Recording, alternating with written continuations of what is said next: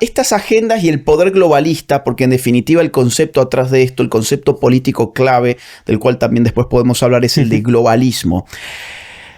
Funciona a partir de dos principios psicológicos. Hay dos principios psicológicos que movilizan las artimañas de los globalistas. Por un lado es el miedo.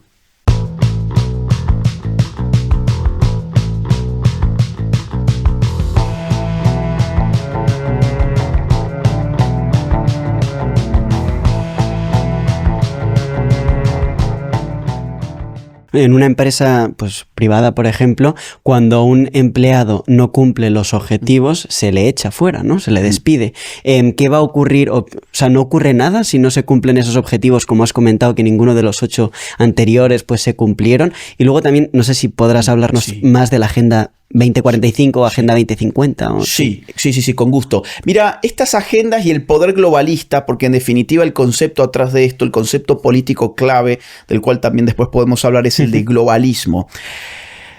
Funciona a partir de dos principios psicológicos. Hay dos principios psicológicos que movilizan las artimañas de los globalistas. Por un lado es el miedo.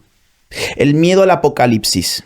¿Apocalipsis de qué tipo? De todos los tipos. El apocalipsis climático, la idea de que el cambio climático nos va a destrozar y por lo tanto tenemos que delegar el poder. Esa siempre es la idea. La idea es, frente al miedo, delegás el poder, que es la idea hobbesiana, es la idea de las monarquías absolutas. La configuración del Estado moderno, que fue monárquico y absoluto en sus inicios, en el siglo XVII, se estableció sobre la base del miedo y de la delegación del poder total que demandaba la satisfacción de esa pasión llamada miedo.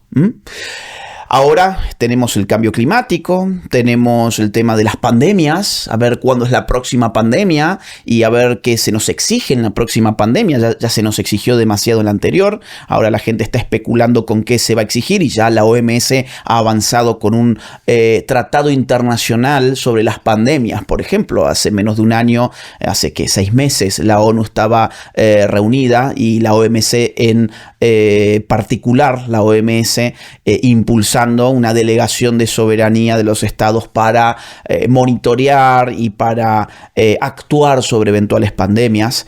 Tenemos apocalipsis, insisto, por todos lados, apocalipsis nucleares. Tenemos muchos más países armados nuclearmente de lo que nunca ha habido.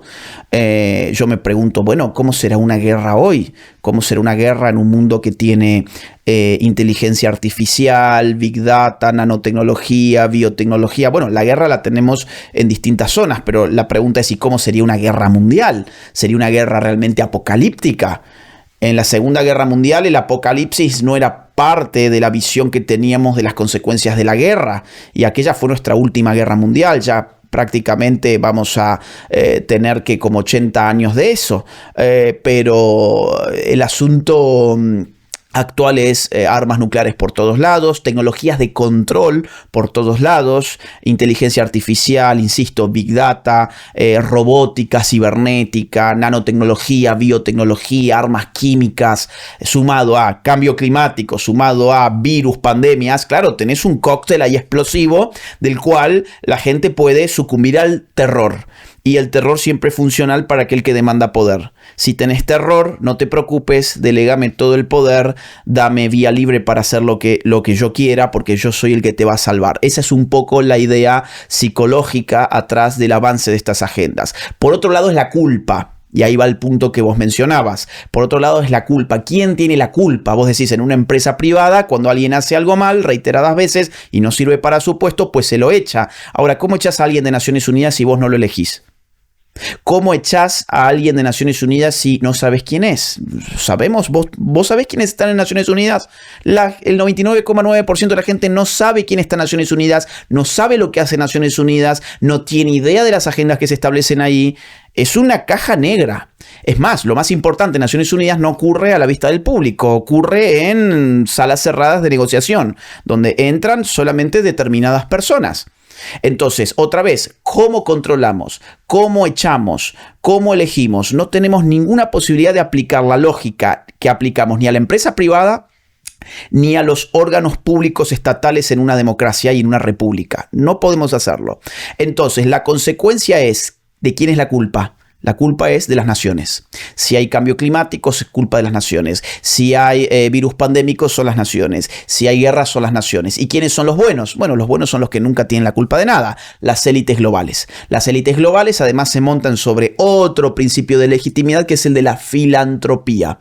Ellos son filántropos. Esto lo hemos escuchado hasta el hartazgo en colegios, en universidades, en medios de comunicación. Cuando alguien dice ONU, la mayoría de las personas se le figura un filántropo. La idea de alguien que está entregado por la humanidad, no por su patria, no por su nación, no por su familia, no por su religión, sino por algo tan abstracto llamado la humanidad. Entonces, por un lado están los filántropos y por otro lado están los tecnócratas. Son los dos principios de legitimidad que tiene el globalismo. Acordate, por un lado, psicológicamente, el miedo y la culpa, y por otro lado, el principio de legitimidad es la filantropía, la idea de que ellos aman a la humanidad y el resto de los humanos comunes y corrientes no aman a la humanidad, y por otro lado, los tecnócratas, la tecnocracia, la idea de ellos no tienen ninguna ideología, ellos no tienen intereses políticos, ellos no tienen ninguna doctrina atrás, son técnicos, son expertos, son los que realmente conocen y porque conocen saben cómo solucionar los problemas. ¿Cuáles problemas? Insisto, cambio climático, la gestión de una pandemia, la gestión de una guerra, etcétera, etcétera.